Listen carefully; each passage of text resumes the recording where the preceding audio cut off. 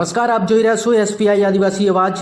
સાબરકાંઠા જિલ્લાના ખેડબ્રહ્મા તાલુકાથી એક ચિંતાજનક સમાચાર સામે આવી રહ્યા છે. ચિત્રોડી ગામે એક મકાનમાં ભયાનક અચાનક આગ ફાટી નીકળી હતી.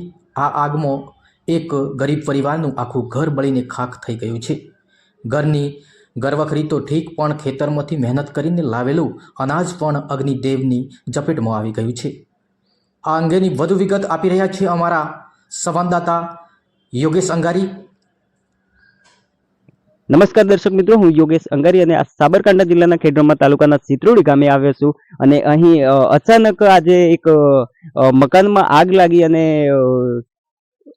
અમારી સાથે બેન જોડાયેલા છે, એમની સાથે વાતચીત કરીશું. શું નામ છે બેન?